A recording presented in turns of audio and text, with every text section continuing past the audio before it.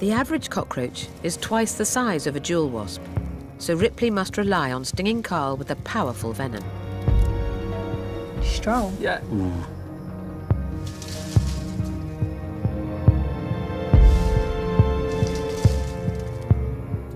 Ripley stung him right under his head.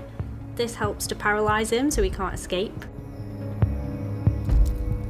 Ripley's venom blocks a neurotransmitter in Carl's brain, keeping him alive but making him sluggish and slow-moving.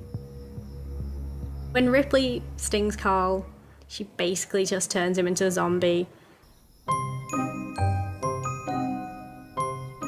She stung him for a second time and then began to cut off his antenna.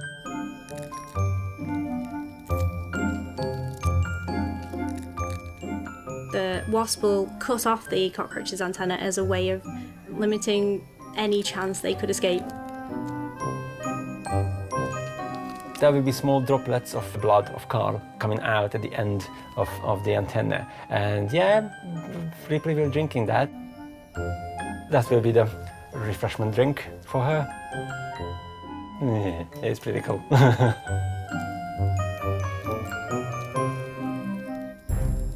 She's gonna drag it. Yeah, she's dragging, she's putting it into the tube.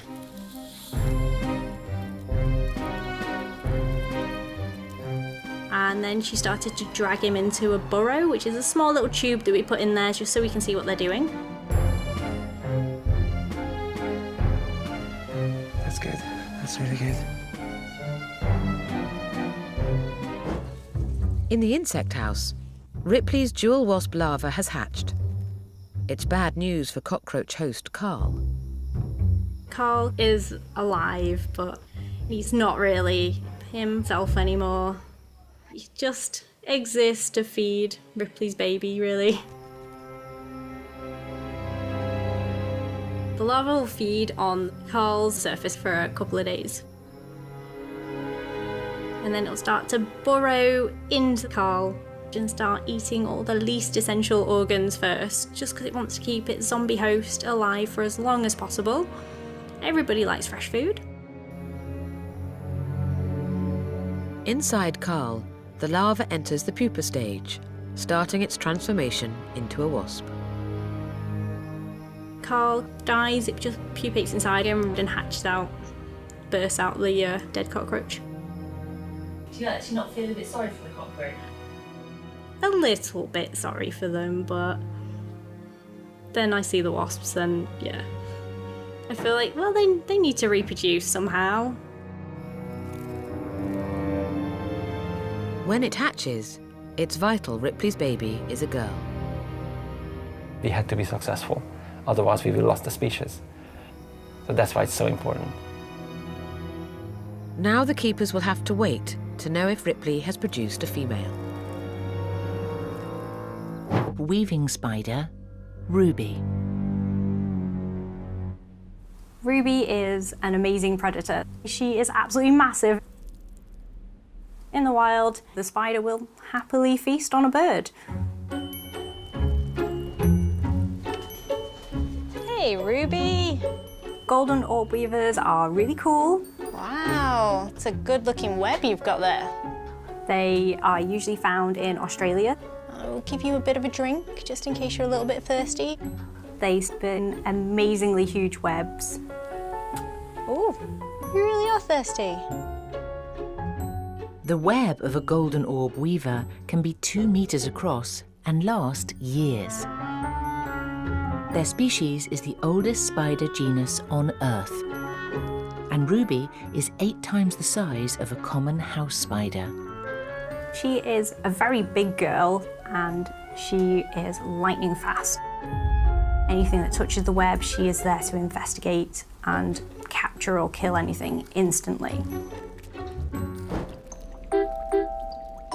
It's been 4 months since vampire crab Claude joined Janet and John to increase the chances of Janet getting pregnant.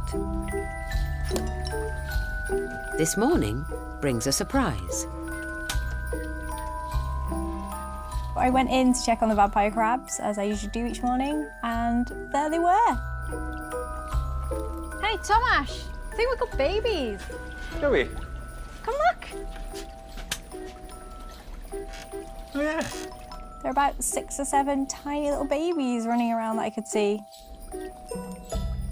Unlike many crabs whose eggs first hatch as larvae, the young of this species appear as fully formed crabs, each just 5 millimeters wide. Oh my God, there's a lot. Now it's a race against time. The keepers must get the tiny babies out of the house before the adults give in to their vampiric instincts. Vampire crabs probably aren't the best parents. Because the vampire crabs are omnivorous, they will literally eat anything. Vegetation, dead insects, anything at all, which means that a little baby crab running by might just get nibbled up. These babies are kind of perfect for the size to be eaten by them, so yeah, we need to collect them. Finding the microscopic crabs is no simple task. But eventually, they're all ready to move into their new, safe tank, where they can grow up together. Beautiful, yeah, I love them. No one can be sure if Claude or John is the father, but adding another male proved a big success for the team. We're really, really happy that we've got babies and they're really cute and adorable. So we're hoping that they'll keep growing. Natasha's eating habits are causing problems because her favourite snack is male mantis. As Natasha's eaten all her previous partners, the team planned to distract her with a large cricket. Bruce spots an opportunity. It's now or never. I reckon he's got it in him. He can do this. Bruce has to sneak up on her a little bit. She's eating, minding her own business. He'll come up and try and jump on her.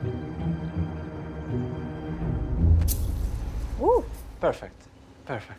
And that moment when they jump in, that is really fast. Just jump on there, just wait. Okay, stop, don't move. Having finally climbed on board, Bruce begins the male mantis courtship ritual. He has to tap her on the back a few times, which I kind of like to think is a little massage.